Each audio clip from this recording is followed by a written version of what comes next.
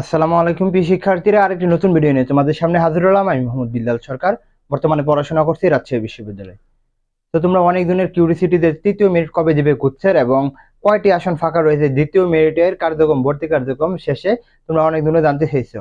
তো তোমাদের কিন্তু সেই বিষয়ে কথা বলার চেষ্টা করব, অর্থাৎ দ্বিতীয় মেরিটের ভর্তি কার্যক্রমের পর কয়টি সিট খালি রয়েছে এবং হচ্ছে যে তৃতীয় মেরিটটা কবে দিতে পারে সেই বিষয়ে কিন্তু কথা বলার চেষ্টা করব।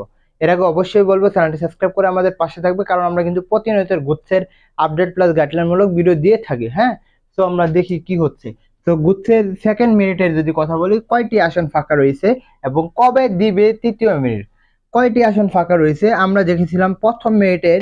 যখন প্রথম মেরিটটা দিয়েছিল তখন কিন্তু প্রতিটা বিশ্ববিদ্যালয় সর্বমোট মিলে সকল বিশ্ববিদ্যালয় মিলে 10% সিট খালি রয়েছিল। কত? 10% সিট খালি রয়েছিল।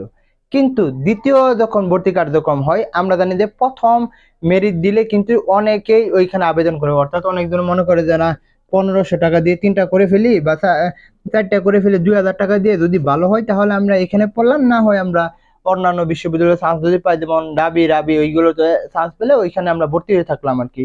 তো তখন আবারই যারা ওইখানে চান্স পেয়ে দেয়, অর্থাৎ রাজশাহীতে চান্স পেয়ে গেছে বা ঢাকা বিশ্ববিদ্যালয়ে চান্স পেয়েছে, তারা বলতেছে না যাক 2000 টাকা লস হয়ে যাক, সমস্যা নাই। এই জন্য কিন্তু দ্বিতীয় মেরিটের মধ্যে এই 10%-এর থেকে অনেক কম এসে পড়ছে, অর্থাৎ আসন সংখ্যা অনেক কমে গেছে। কিরকম? তোমরা একটি স্ক্রিনে দেখতে পারতেছো দ্য ডেইলি ক্যাম্পাসে নিউজ করেছে কয়টি সিট খালি রয়েছে, তারা ওইখানে দেখিয়েছে যে কয়টি সিট খালি রয়েছে দ্বিতীয় মেরিটে ভর্তি কার্যক্রমের শেষে। 2% সামথিং, অর্থাৎ 2%-এর একটু বেশি, অর্থাৎ 3%-এর কাছাকাছি কিন্তু সিট খালি রয়েছে। হ্যাঁ, এটা কত মেরিট পর্যন্ত যেতে পারে সেই বিষয়ে আমরা কথা বলবো না, কারণ ওইখানে দেখা যাচ্ছে সর্বমোট যদি বলি, মনে করো 30,000 যদি সিট থাকে, তাহলে মোটামুটি ধরে রাখতে পারো যে 900 সিট খালি রয়েছে। কত? 900 সিট খালি রয়েছে এরকম। তো কয়টি সিট খালি রয়েছে তাহলে আমরা বুঝতে পারলাম যে 2%-এর সামথিং সিট খালি রয়েছে যতগুলো সিট রয়েছে। কিন্তু প্রথম মিনিটে আমরা দেখেছিলাম কত? 10% সিট খালি রয়েছে। এটাই নিয়ম, অর্থাৎ প্রথম মিনিটে যারা ভর্তি হয়ে গেছে তারা মোটামুটি ওইখানেই পড়বে আর কি, তারা নিয়ত করেছে ওইখানেই পড়বে আর কি।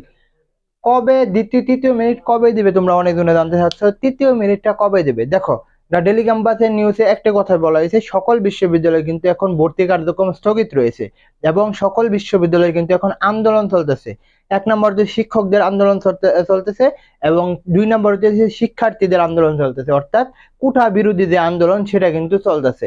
আর কোটা বিরোধী আন্দোলন এরকম হচ্ছে যে শিক্ষার্থীরা, অর্থাৎ যারা পাবলিক বিশ্ববিদ্যালয়ে পড়ে আমাদের, তো সকলে তাদের ডিপার্টমেন্ট ভিত্তিক সকলে কিন্তু তাদের ক্লাস বর্জন করে ফেলছে, পরীক্ষা বর্জন করেছে, অ্যাসাইনমেন্ট থেকে শুরু করে সকল কার্যক্রম কিন্তু অফ রয়েছে। তো সেই জন্য কিন্তু তৃতীয় মিনিটটা কবে দিবে সেটা কিন্তু কেউ বলতে পারতেছে না, যতক্ষণ না পর্যন্ত ওইখানে অর্থাৎ ভর্তি কার্যক্রম না শেষ হবে, অর্থাৎ এই আন্দোলন না শেষ হবে, ততক্ষণ পর্যন্ত কিন্তু আমাদের এই জিএসটির যে দ্বিতীয় মেরিট সেটা কিন্তু কার্যক্রম এভাবেই চলবে, অর্থাৎ তৃতীয় মেরিট কবে দিবে সেটা বলা যাবে না।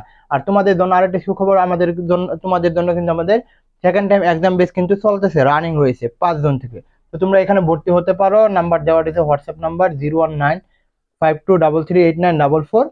কারেন্ট চলে গেছে। আর ব্যবসা, মানবিক এবং বিজ্ঞানের শাখারাও কিন্তু এখানে ভর্তি হতে পারো। তো তোমাদের জন্য শুভকামনা। আসসালামু আলাইকুম।